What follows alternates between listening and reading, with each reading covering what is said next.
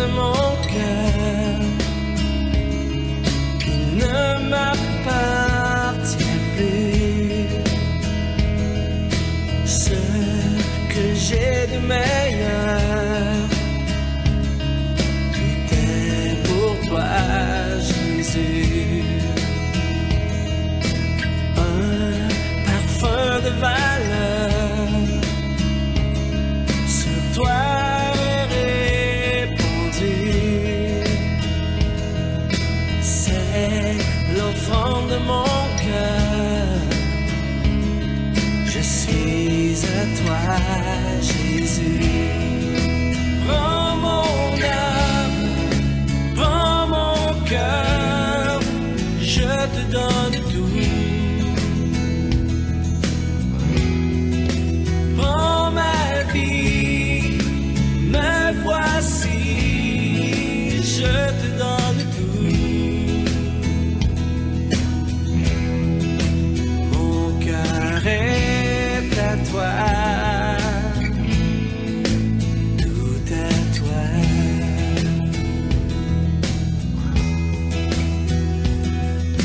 Je te donne mon cœur, il ne m'appartient plus. Ce que j'ai de meilleur, tout est pour toi, Jésus. Prends mon âme, prends mon cœur, je te donne tout. Prends ma vie, me voici, je te donne tout. Mon cœur est à toi, tout à toi.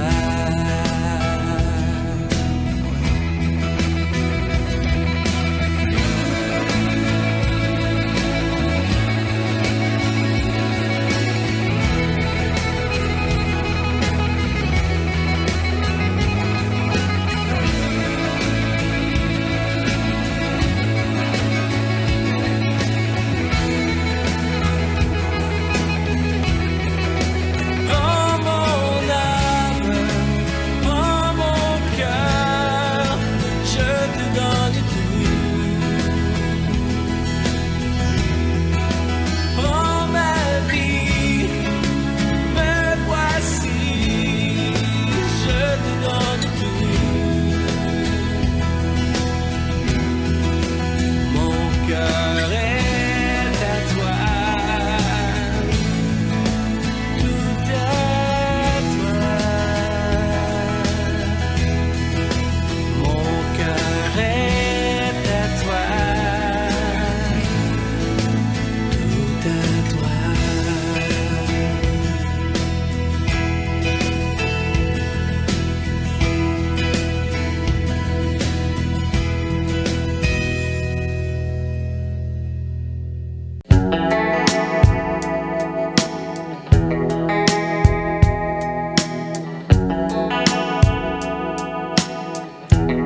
Bonjour à tous, bien-aimés.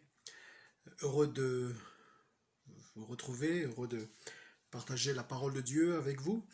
Voilà, dans des conditions particulières. C'est la première fois que je vais faire cette vidéo sur mon portable et j'espère que malgré ces moyens, on va dire moyens, j'espère que la parole de Dieu sera transmise, sera communiquée avec la grâce de Dieu, avec son esprit. Je lis avec vous Matthieu chapitre 18, le verset 1er. À ce moment-là, les disciples s'approchèrent de Jésus et dirent : Qui donc est le plus grand dans le royaume des cieux ? Jésus appela un petit enfant, le plaça au milieu d'eux et dit : Je vous le dis en vérité, si vous ne vous convertissez pas et si vous ne devenez pas comme les petits enfants, vous n'entrerez pas dans le royaume des cieux. C'est pourquoi celui qui se rendra humble comme ce petit enfant sera le plus grand dans le royaume des cieux. Et celui qui accueille en mon nom un petit enfant comme celui qui m'accueille, comme celui-ci m'accueille moi-même. Mais si quelqu'un fait trébucher un seul de ces petits qui croient en moi, il vaudrait mieux pour lui qu'on suspende à son cou une meule de moulin et qu'on le jette au fond de la mer. Malheur au monde à cause des pièges. Les pièges sont inévitables, mais malheur à l'homme qui en est responsable. Si ta main ou ton pied te pousse à mal agir, coupe-les et jette-les loin de toi. Mieux vaut pour toi entrer dans la vie boiteux ou manchot que d'avoir 2 pieds ou 2 mains et d'être jeté dans le feu éternel. Et si ton œil te pousse à mal agir, arrache-le et jette-le loin de toi. Mieux vaut pour toi entrer dans la vie avec un seul œil que d'avoir 2 yeux et d'être jeté dans l'enfer de feu. Faites bien attention de ne pas mépriser un seul de ces petits, car je vous dis que leurs anges dans le ciel sont continuellement en présence de mon Père céleste. En effet, le Fils de l'homme est venu sauver ce qui était perdu. Qu'en pensez-vous? Si un homme a 100 brebis et que l'une d'elles se perde, ne laisse-t-il pas les 99 autres sur les montagnes pour aller chercher celle qui s'est perdue?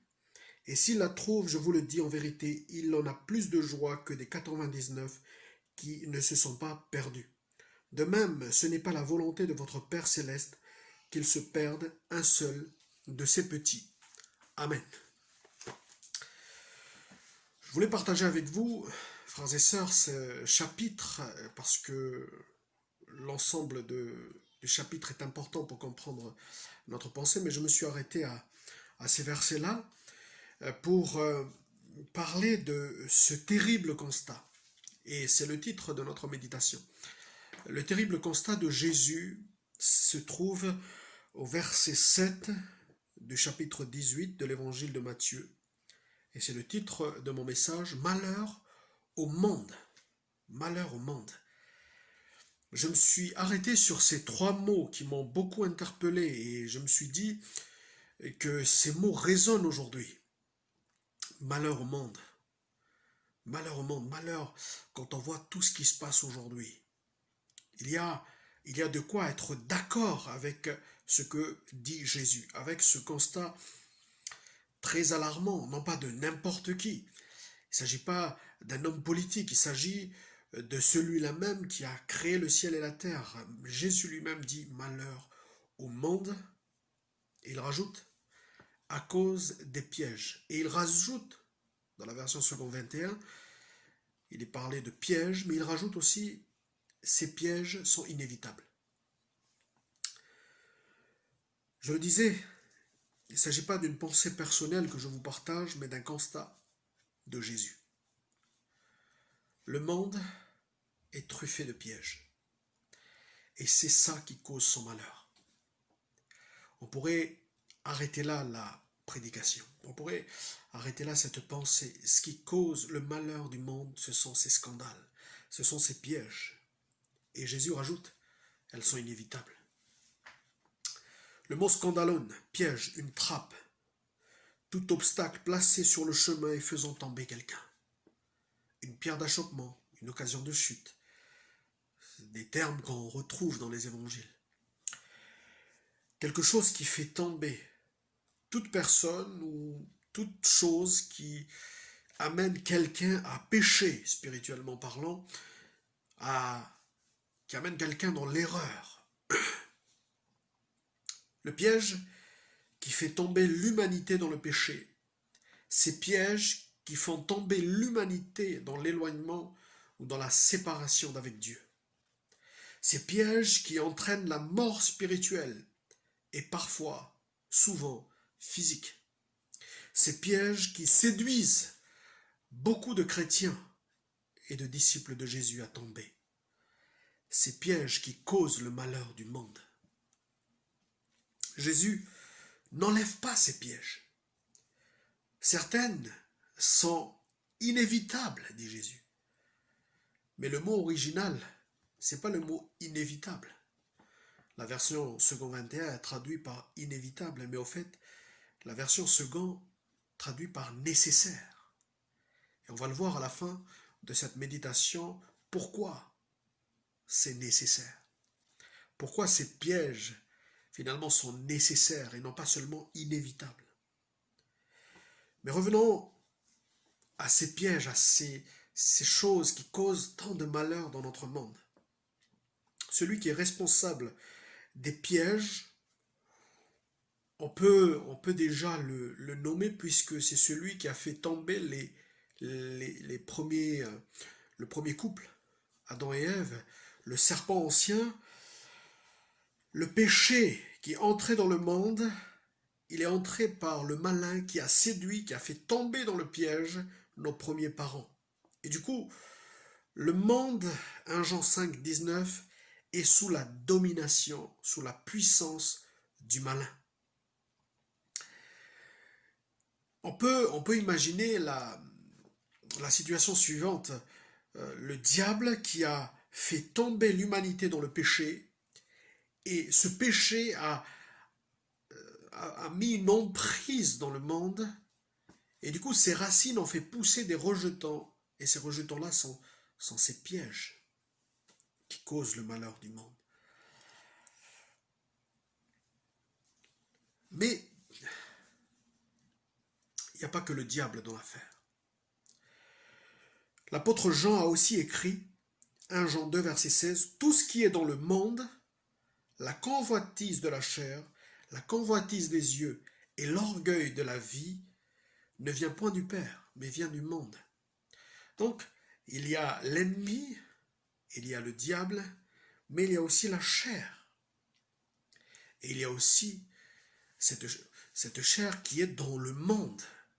Tout ce qui est dans le monde, la convoitise de la chair, la convoitise des yeux, l'orgueil de la vie. Dans le monde, il y a donc malheureusement tout cela. La chair, le monde, l'ennemi de nos âmes, qui font des dégâts et qui font le malheur du monde.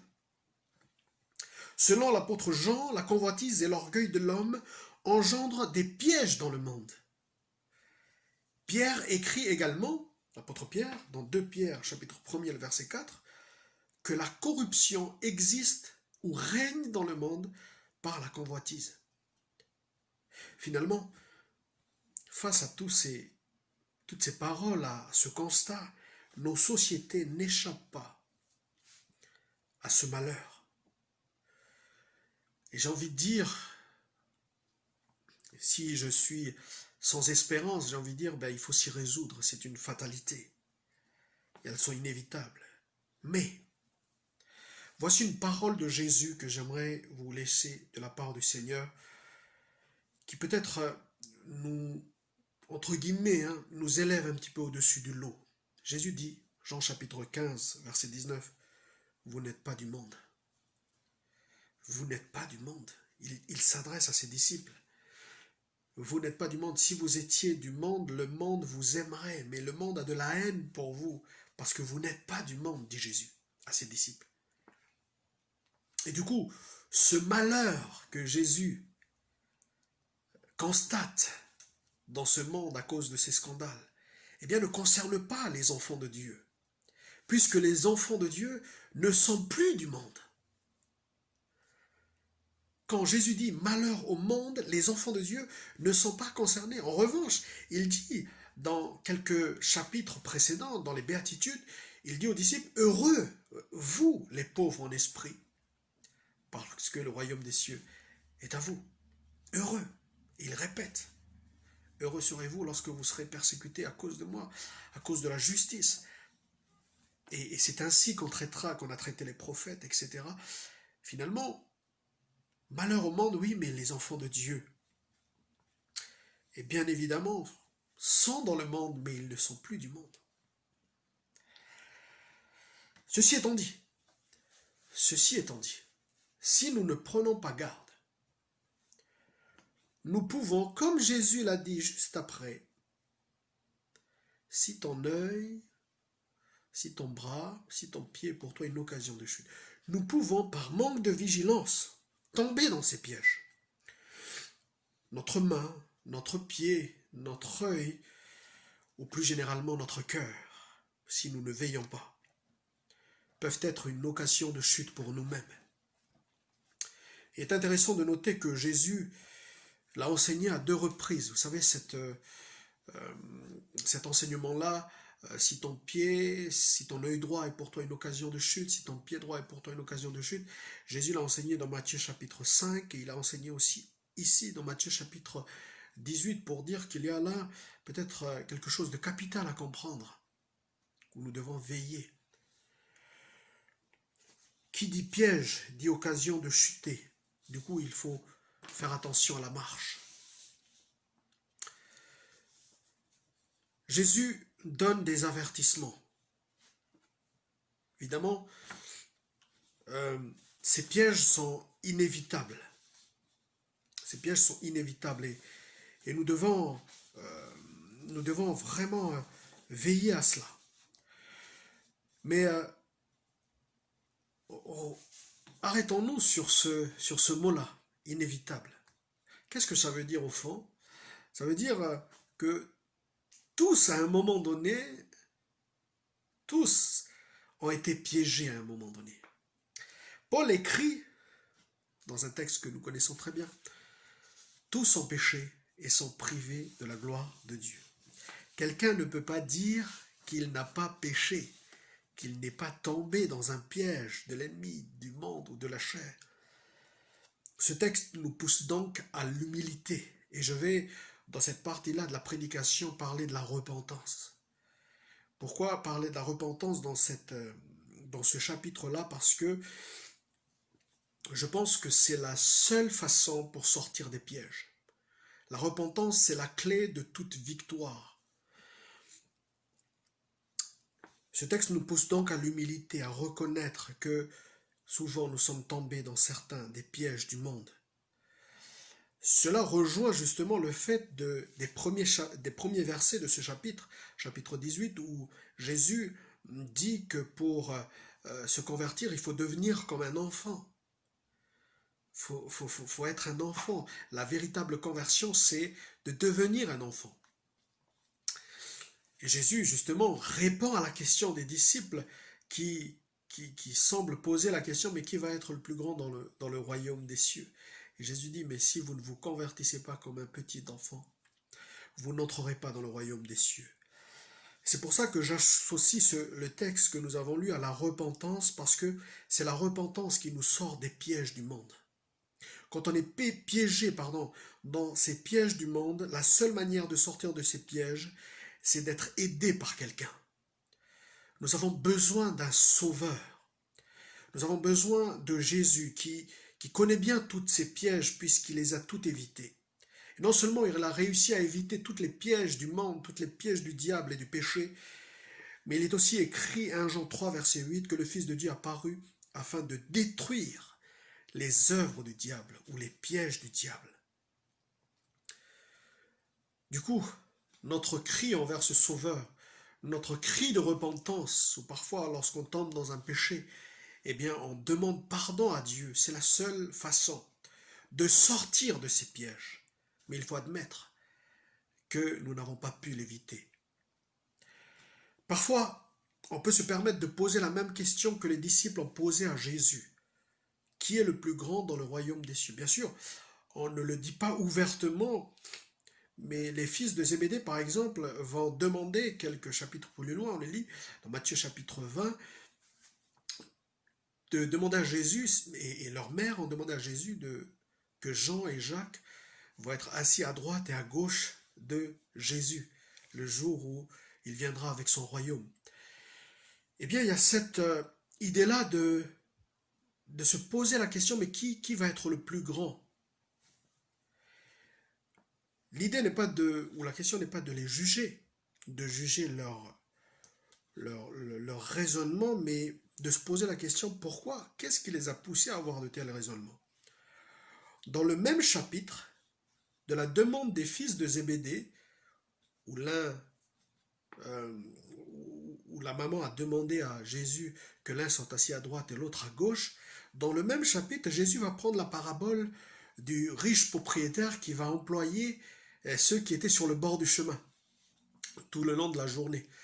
Et il y a les premiers ouvriers qui vont arriver à la première heure et il y a les derniers ouvriers qui vont arriver à la dernière heure. Mais tous vont être payés pareil.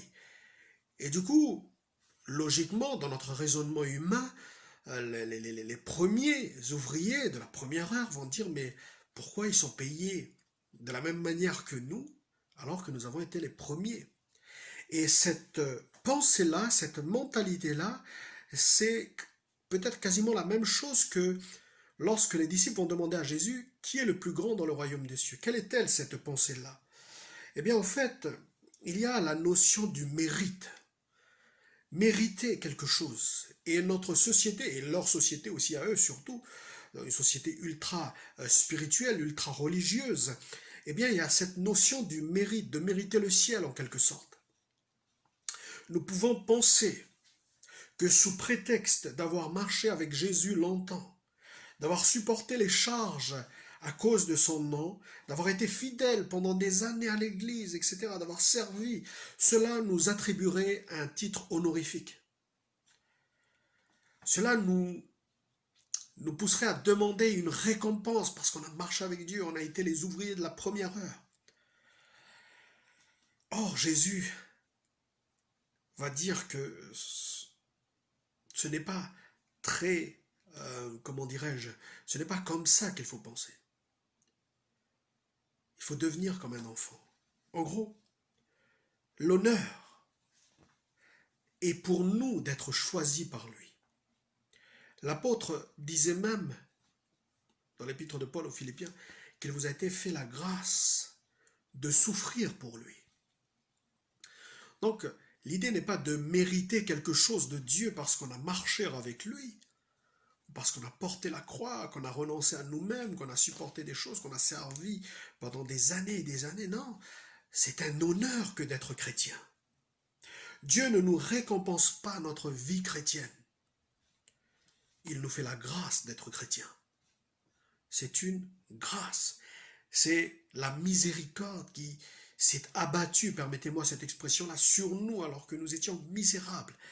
Et le fait d'être chrétien, c'est une grâce, c'est un honneur, c'est le titre honorifique même que d'être enfant de Dieu.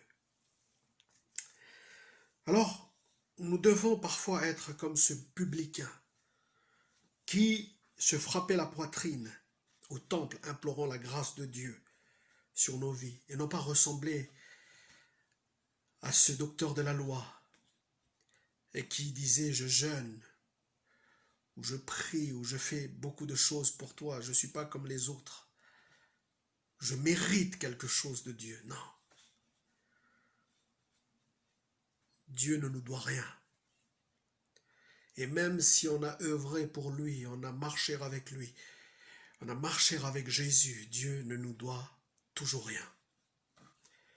C'est nous qui lui devons quelque chose. Quand je m'en sors aujourd'hui de ces pièges, parce que le fait que j'ai associé cette partie, que j'ai associé le mot repentance à notre étude, c'est que je crois que quand nous sommes tombés dans des pièges, parce que ces pièges sont inévitables, eh bien quand on se repent, quand on demande pardon à Dieu, eh bien on apprend l'humilité. On apprend l'humilité et du coup, quand on voit les autres tomber dans ce même piège ou les autres tomber dans d'autres pièges, on se dit mais que nous ne sommes pas meilleurs qu'eux. Nous ne sommes pas comme ce pharisien qui regardait de haut ce publicain qui se repentait de ses péchés et que lui se regardait comme un propre juste. Nous devons être pleins d'humilité. Et peut-être que c'est pour ça. C'est pour ça que, et on va le voir à la fin, mais j'annonce déjà une petite parenthèse, mais peut-être que c'est pour ça que ces pièges sont nécessaires. Parce qu'il est écrit, c'est vrai, il a été traduit dans la version second 21 par inévitable, mais en fait, la version littérale, c'est plutôt le mot littéral, c'est le mot anaké qui veut dire nécessaire, nécessité. C'est peut-être pour ça que c'est nécessaire, parce que ça nous pousse à nous repentir. Le fait d'être tombé dans un piège nous pousse à nous repentir et ça nous pousse à l'humilité. Ça nous pousse à devenir comme un enfant, à se convertir comme un enfant pour entrer dans le royaume de Dieu. Heureux les pauvres en esprit, car le royaume des cieux est à eux.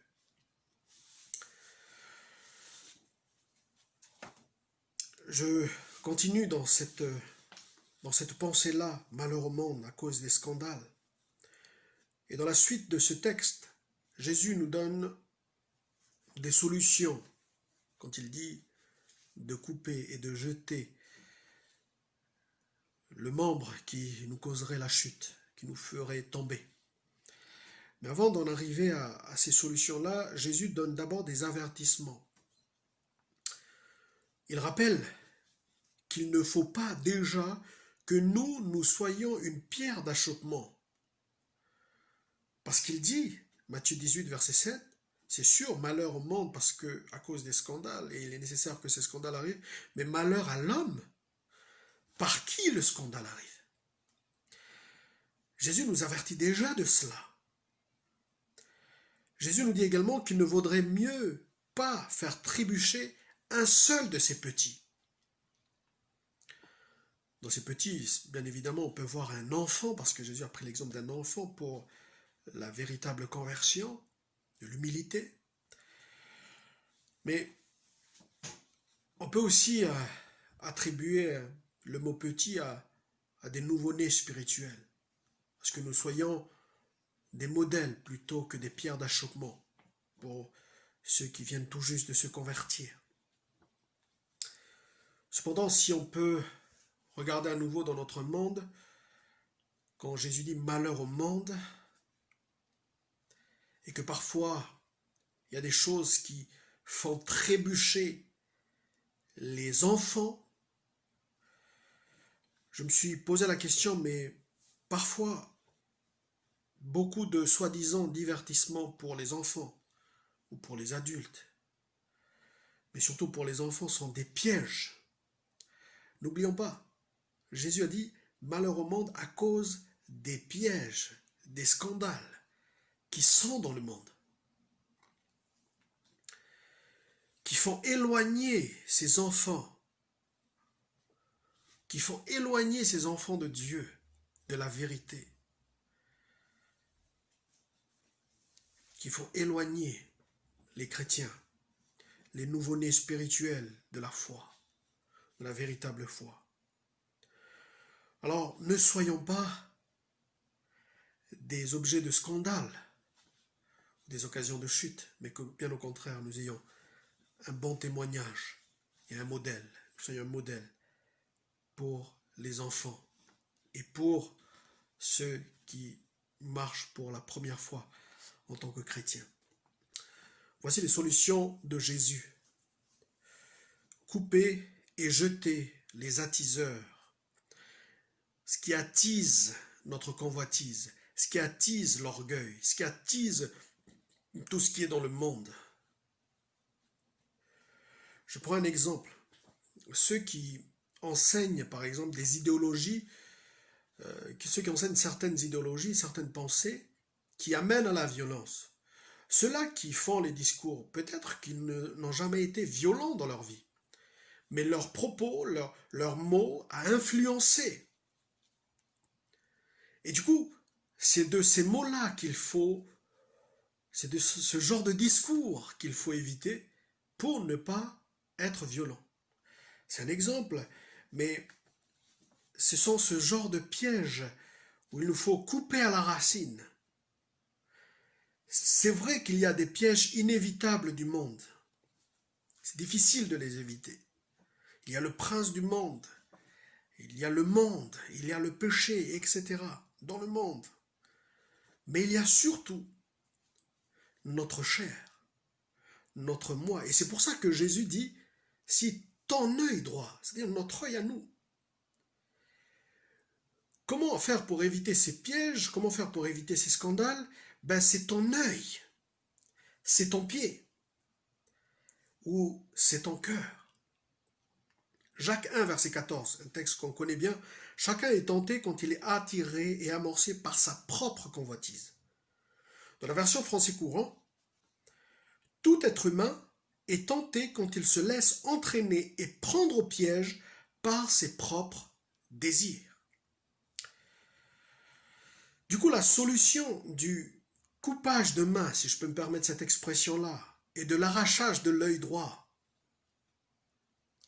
je l'ai partagé en 3 phases. Parce que oui, il y a des pièges dans le monde. Oui, il y a l'ennemi qui met ses pièges dans le monde. Oui, le monde est truffé de pièges, mais c'est ton œil droit, c'est ta main droite, c'est-à-dire c'est notre chair surtout. Chacun est tenté et il est attiré par sa propre convoitise. Du coup, je l'ai divisé en 3 phases.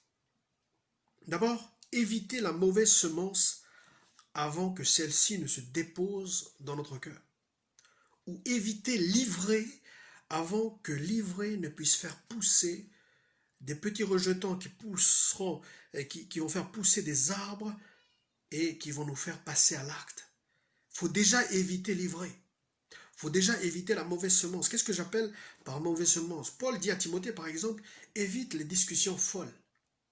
Évite les discussions insensées. Vous savez, une discussion, ça pourrait être banal. Une discussion, ça pourrait paraître inoffensif, spirituellement parlant. Quand on discute avec les gens, on aime plutôt discuter. Mais il y a des discussions où il y a des bonnes choses qui sont dites, mais il y a aussi des mauvaises semences qui sont dites. Et c'est de cela dont je parle, c'est-à-dire éviter l'ivraie avant que celle-ci n'entre dans nos cœurs. Il y a des discussions parfois où on entend des propos et ça nous blesse, ou ça nous met en colère, ou ça nous pousse à des actions qui sont parfois irrémédiables par la suite. Je parlais de ce genre de discours, par exemple, où des gens qui prêchent la haine et par la suite on commet l'irréparable. Évitez cela. Ensuite, Jésus dit, dans la deuxième phase, c'est après éviter la mauvaise semence, c'est de veiller. Veiller et prier afin de ne pas tomber dans la tentation. Veillez et priez. Un verset très connu. Un verset que nous connaissons très bien. Veillez et priez afin de ne pas tomber. En fait, veillez sur tout ce qui pourrait paraître suspect spirituellement. Vous savez, quand on marche avec Dieu, quand on est chrétien, on a des habitudes, des bonnes habitudes, où on lit la Bible, où on prie. Mais tout cet exercice-là, elle n'est pas vaine parce que elle va nous permettre d'être vigilants spirituellement. Et quand on n'est pas vigilant, quand on va entendre des choses qui vont nous paraître suspectes, eh bien c'est le fait d'être alerte spirituellement,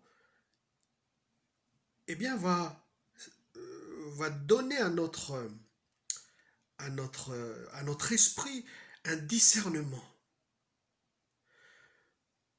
Quand je marche par la foi, quand je lis ma Bible, quand je me discipline dans ma vie chrétienne, qu'est-ce que ça fait au fond? Mais ça nous donne un discernement spirituel. Et du coup, à écouter certains discours ou à écouter certaines choses qui sont dans le monde, eh bien, on peut discerner les pièges. Et du coup, c'est de cette vigilance-là que Dieu nous propose. Veillez et priez afin de ne pas tomber. Moi, par exemple, quand je trouve qu'un discours est assez suspect, quand je trouve qu'une prédication est assez suspecte, eh bien, il y a un discernement dans mon esprit. Et qu'est-ce que je fais par la suite? Au lieu, je ne juge pas, mais je prie. Parce que veiller et prier. Je prie Dieu pour qu'il me montre si c'est la vérité. Et après la prière, je lis dans les Écritures. Et cet exercice-là est très important. Priez. Veillez et priez. Frères et sœurs, je le dis souvent, quand on ne prend pas du temps dans la prière, si je comprends bien ce texte, veillez et priez afin de ne pas tomber dans la tentation, si je comprends bien ce texte, le frère, la sœur qui ne prie pas ou qui ne prend pas le temps de prier pendant 10 jours par exemple ou pendant 5 jours, s'il ne prend pas le temps de le prier, eh bien il est tombé. Il est déjà tombé. Et s'il ne se rend pas compte, il ne se rend pas compte qu'il est tombé. Si pour lui ça va quand même s'il n'a pas prié pendant 10 jours, eh bien c'est qu'il ne sait pas qu'il est tombé. Parce que c'est une vigilance accrue que Dieu nous propose, que Dieu nous demande. Et enfin, la dernière phase, c'est de marcher par l'esprit. Vous connaissez bien ce texte, en Galates chapitre 5, marchez par l'esprit et vous n'accomplirez pas les désirs de la chair.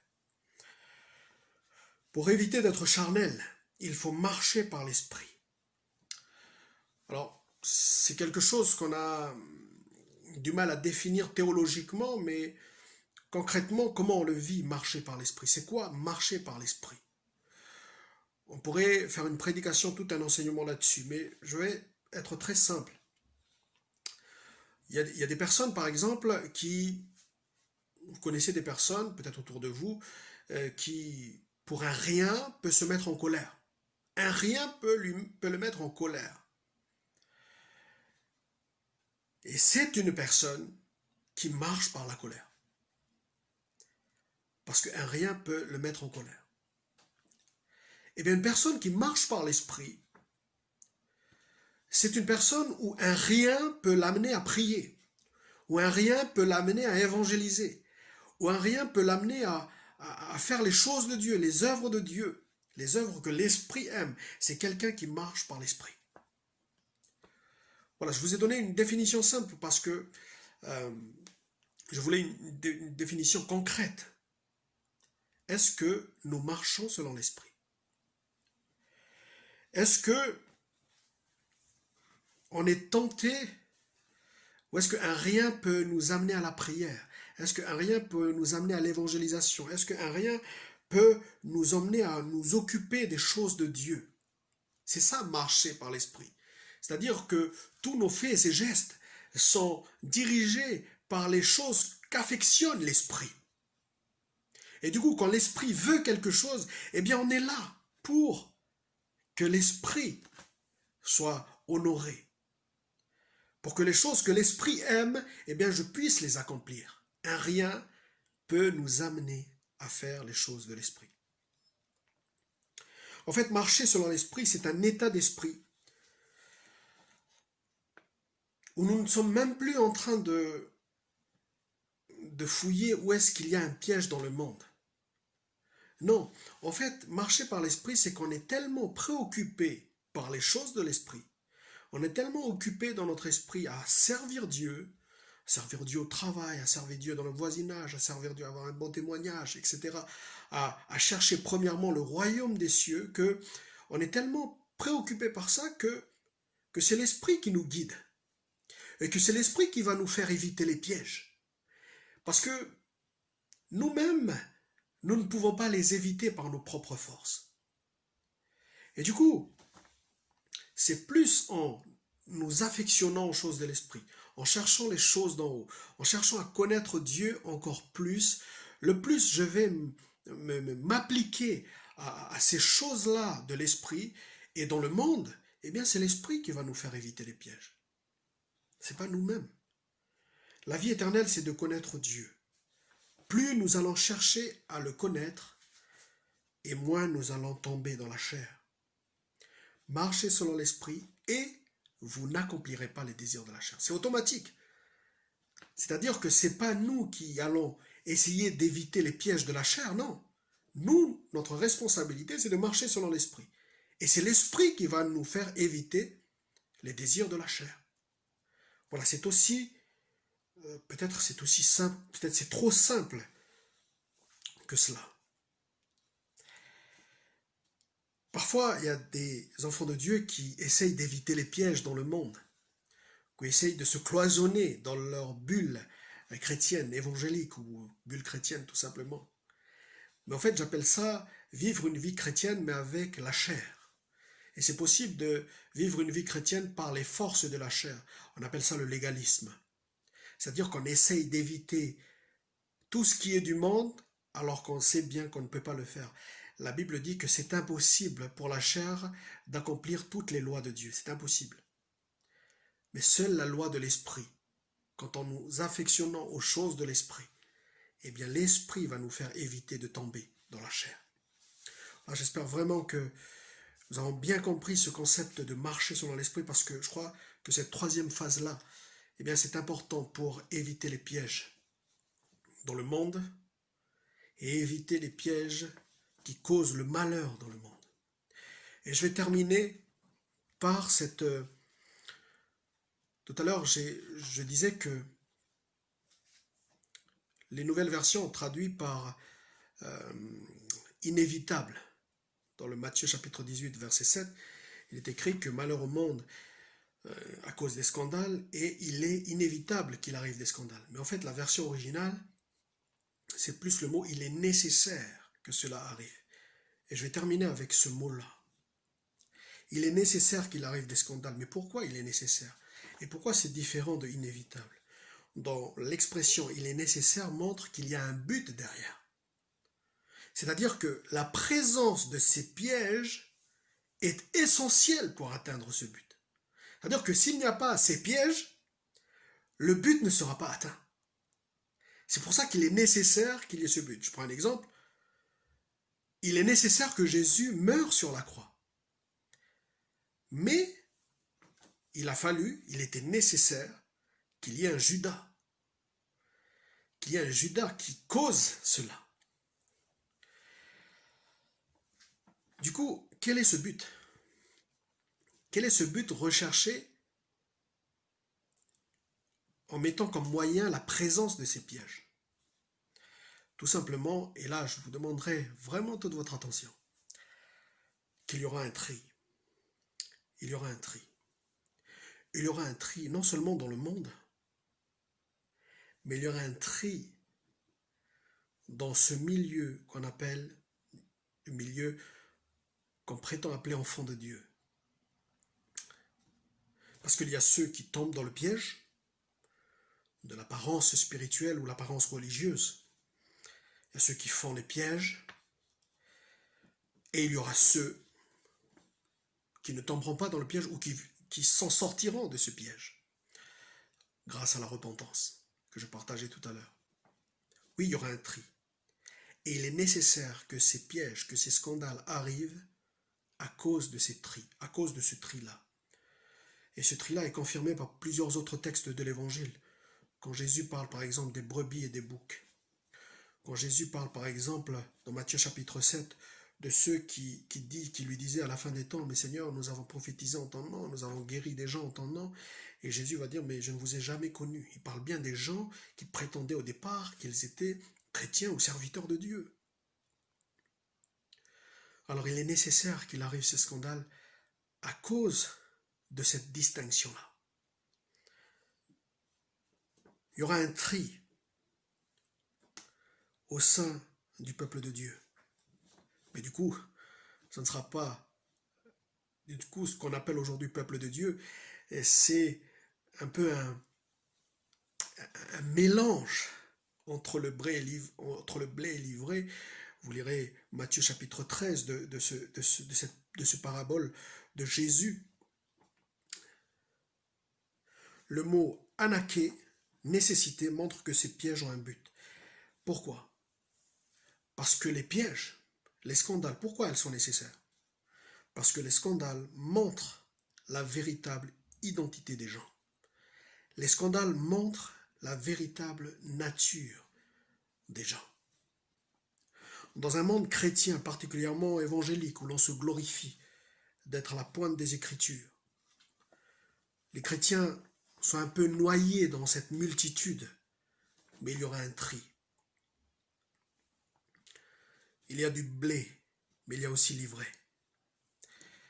Pourquoi je dis cela? Pourquoi c'est nécessaire? À cause de ça. Mais pour nous amener, quel est le but de ce message? C'est pour nous amener à nous examiner nous-mêmes. L'idée n'est pas de voir si tel frère serait l'ivraie ou tel frère serait le blé, etc. L'idée, c'est comme Paul le dit dans son épître aux Corinthiens, examinez-vous vous-même. Pas de regarder la paille qui est dans l'œil de ton frère, de s'examiner soi-même. Et du coup, de nous examiner non seulement par rapport à la parole de Dieu, mais par rapport à ces pièges, à ces scandales. Parce que si ces scandales sont nécessaires, mais du coup, il faut nous examiner en vue de ces scandales. Je prends des questions, par exemple, pour nous situer un peu. Comment réagis-tu face à ces pièges? Notre réaction va révéler notre véritable nature. Comment, en d'autres termes, comment réagissons-nous face aux tentations? Comment réagissons-nous face aux tentations de la colère? Est-ce que nous considérons comme la colère comme banale aujourd'hui? Est-ce que nous considérons, vous savez, il y a certains qu'on nomme péché, mais qu'on banalise. Et du coup, comment réagissons-nous face à cela? C'est pas seulement comment réagissons-nous quand nous allons à l'église, mais comment réagissons-nous quand il y a le péché en moi? Est-ce que nous nous repentons? Est-ce qu'il y a une véritable repentance? Et c'est pour ça que parfois certains scandales ou certains pièges sont nécessaires parce que ça montre la véritable nature des gens. Que faisons-nous quand nous tombons dans un piège? Est-ce qu'il y a une vraie repentance? Est-ce que nous nous soucions de ne pas être un piège ou être un objet de scandale pour les autres? Est-ce que nous nous soucions de notre témoignage? Est-ce que nous nous affectionnons aux choses de l'esprit ou de la chair, ou des pièges de la chair? Ça va montrer notre véritable nature. Et du coup, nous devons nous examiner. Face à ces pièges, face à ces choses-là qui sont dans le monde et qui causent le malheur du monde, comment nous réagissons? Du coup, il y a un paradoxe.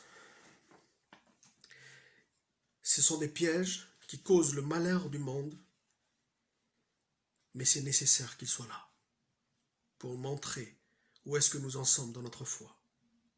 Autant il y a un malheur après le scandale.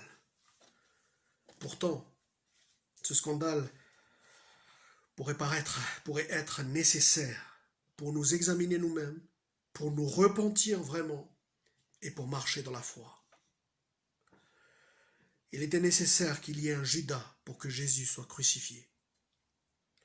Parfois, il est nécessaire qu'il y ait non seulement des scandales, mais puisque Jésus a dit le mot malheur, parfois certains malheurs sont nécessaires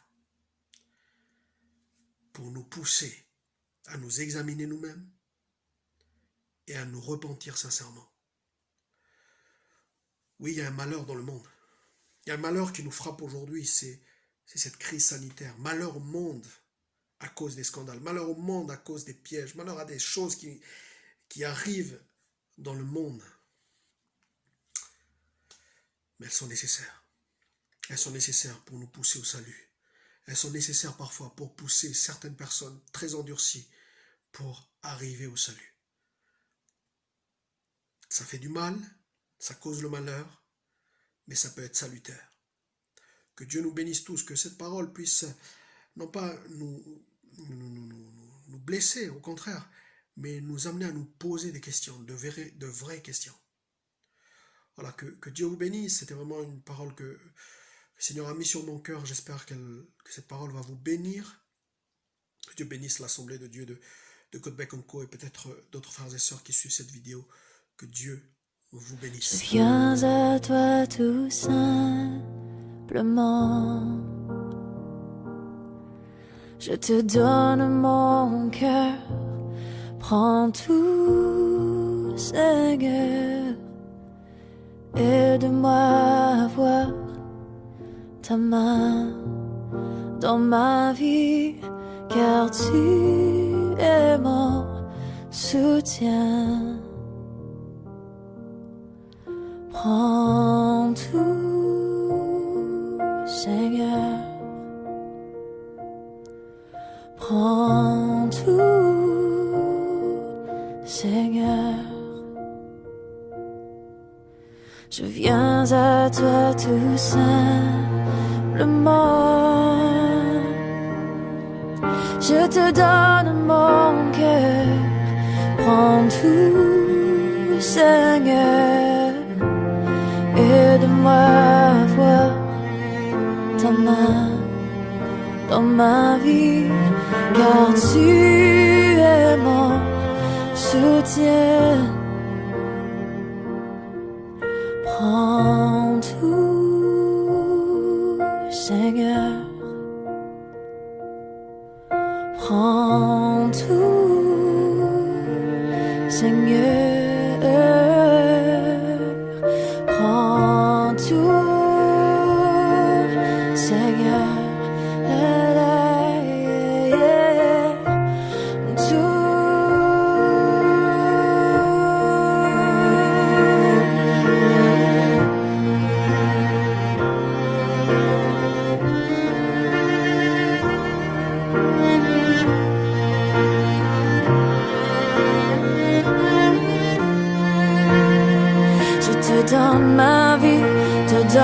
mon cœur, tous mes désirs. Prends tout, Seigneur, tu es ma vie, tu as mon cœur, tu es mon désir. Prends tout, Seigneur. Prends tout ce que je suis, tout.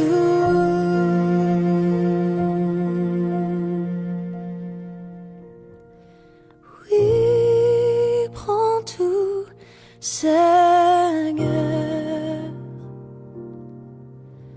Oui, prends tout, Seigneur. Prends mon corps et prends mon âme, règne sur mon cœur. Oui, prends tout, Seigneur. Oui, prends tout, Seigneur. Prends mon corps et prends mon âme, règne sur mon cœur. Entre tes mains, j'abandonne.